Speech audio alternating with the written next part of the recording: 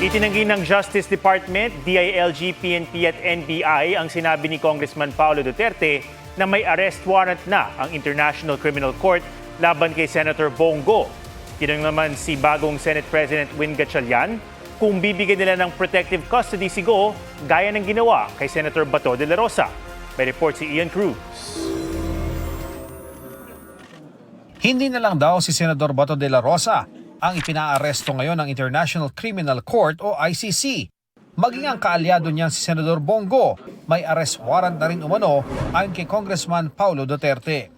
Sabi ng kongresista sa kanyang post, nasagap niya ang impormasyon mula sa anyay highly reliable source. Bukod kay Go, pinaaresto rin anya ang dalawang dating opisyal ng pulisya.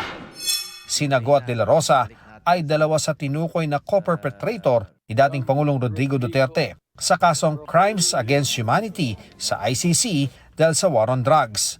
Tanong ni Congressman Duterte, wala na ba anyang katapusan ang Marcos administration sa paggamit ng ICC bilang political weapon laban sa kanilang mga kalaban?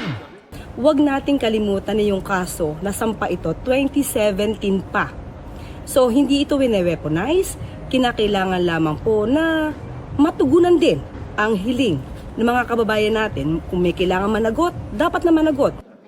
Giit naman ni Go, wala siyang nilabag na batas ng tao o Diyos. Kailanman ay hindi raw naging bahagi ng kanyang mandato ang police matters. Sana raw ay hindi mapolitika ang isyu ng ICC warrant laban sa kanya. Ngunit ayon sa Department of Justice, NBI, PNP at DILG, wala pa silang natatanggap na opisyal na komunikasyon mula sa ICC kaugnay sa umano'y arrest warrant laban kay Go.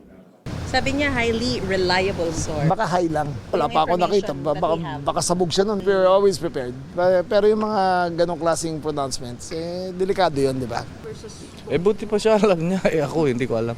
The Philippine National Police is ready.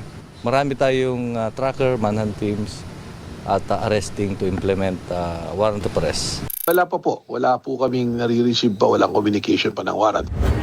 Tinanong naman si bagong Senate President Win Gatchalian kung bibigyan ng Senate Protective Custody si Go, gaya ng ibinigay noon kay De La Rosa ni dating Senate President Alan Peter Cayetano. It's very difficult to preempt. No? Let's wait kung totoo nga yung information na yun. No? Kung sakali, pwede bang maaresto si Go kung may sesyon ang Senado? The situations vary. No? So it's very hard to answer and then iba naman yung situation. No? Ian Cruz, GMA News.